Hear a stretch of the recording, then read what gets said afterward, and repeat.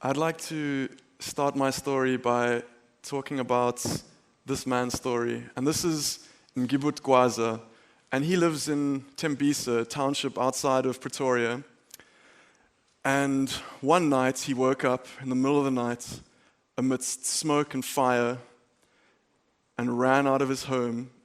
And as he stood there, watching his home burn down in a shack fire, he realized that all he had left were the clothes on his back. And the really sad thing about this story is it's not a unique story. This is a story that happens to hundreds of thousands of people in the world all the time. People lose everything they have in what we believe are preventable shack fires.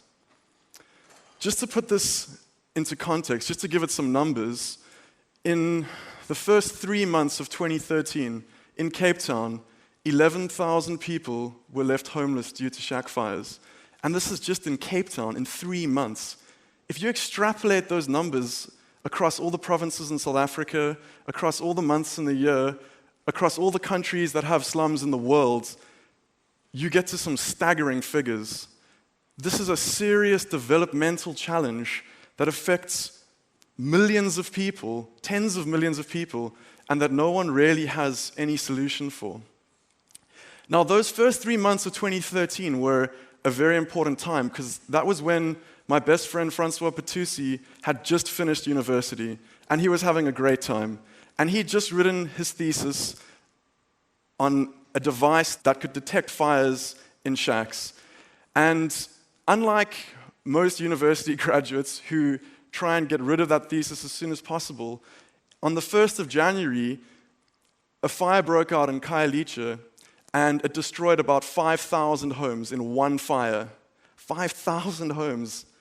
And Francois and his supervisor Samuel decided that they had to do something, that this was an issue that they had to deal with, that they couldn't just leave this thesis as a thesis. They had to pursue it as a project. They believed that they could use technology to make a difference.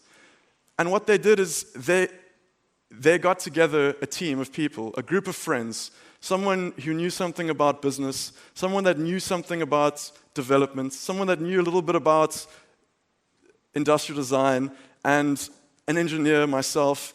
And this team got together and thought that they could solve this issue. And the one thing that wasn't on this team was someone who lived in a shack. And we were completely aware of this. And we decided that the only way we could do something about this was to listen. So the first project was to listen to people about what a device would look like that could prevent fires in their communities, to get together experts and figure out how technology can stop shack fires. So this is our first community in Khayelitsha, UT Gardens, the first community that we partnered with, and this is a discussion that we were having about what a device could look like that could stop shack fires. We learned a huge amount. This is a leader, Lumkani, a leader of UT Gardens, an incredibly strong and wise woman who's holding one of the first prototypes of a fire detector. It looks like it was designed by an engineer. It's a black box. This was one of the first things that we learned was an issue. It had to look a lot better than that. That was one of the first things that UT said. It needed to be able to be mounted to a wall properly. It needed to be able to detect fires very, very quickly. Wouldn't it be great, they said, if it could act like an ADT alarm, if it could send an alert to the fire department? That's a good idea. We thought, that's a great idea. And we mulled over all of these ideas, all of this feedback that we got, and we built prototypes. We broke those prototypes. A lot of them caught alight. It's truly. That's how you learn. You burn things. And we built shacks. We made fires in those shacks. We put our devices in those shacks to see if they could detect the fires. They didn't. We tried it again. We improved them. And we made a huge amount of mistakes and a huge amount of prototypes. And eventually, we got to this device here. And this is something that we're very, very proud of. This is the... Thank you. So this is the first networked fire detector that is designed specifically to stop shack fires, for shack fire environments, designed here in South Africa. And this is how it works. So firstly, we realized that traditional smoke detectors were completely ill-suited to shack environments. Cooking, lighting, and heating methods are traditionally very, very polluting. They create smoke, and they would cause huge amounts of false alarms. So we developed a rate of rise heat detector.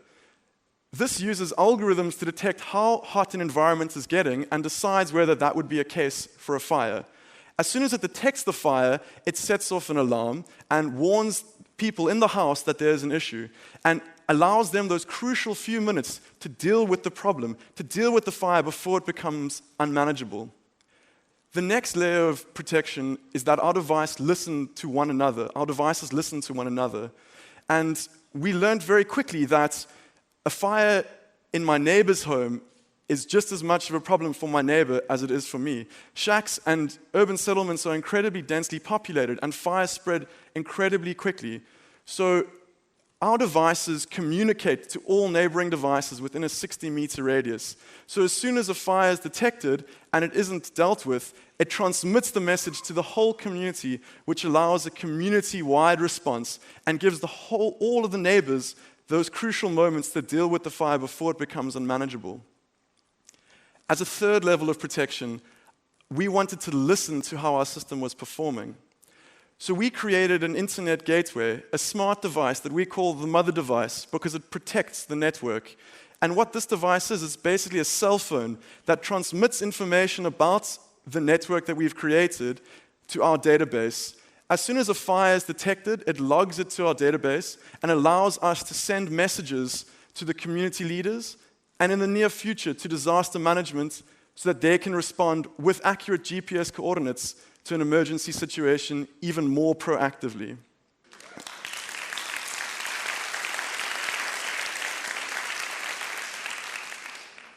So this is how our mesh network works. All of the homes transmit to one another and are interconnected.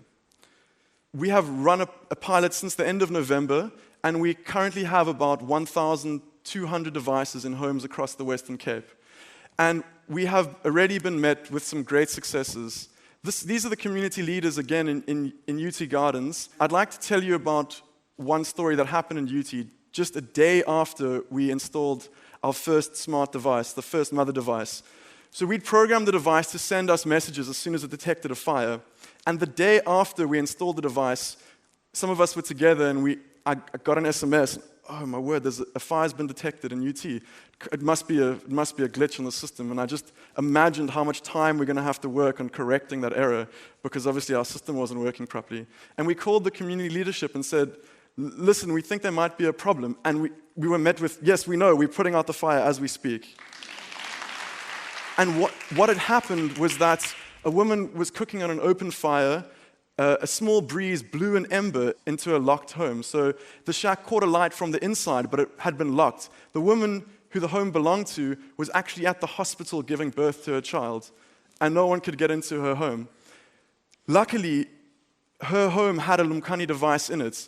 It detected the fire, transmitted the message to her neighbors. Her neighbors came outside of their homes, saw that there was an issue, put the fire out before the fire department even came. Now, unfortunately, Nolutando's house was destroyed, but because she had installed a Lumkani device, she protected her community and prevented what would surely be a devastating shack fire that could have destroyed hundreds, if not thousands, of homes.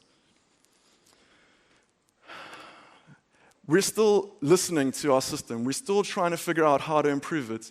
And we are currently undergoing a listening exercise called appreciative inquiry. We're constantly trying to improve the system. Traditionally, designers will say, there's a problem, I need to fix it. What's broken? How can I improve on it? Appreciative inquiry takes a different approach, and it allows you to listen to your end user by creating a dream space, by saying, what is working? What can we work with? What is great about your life? And what would your dream life look like? What would a dream fire detector look like?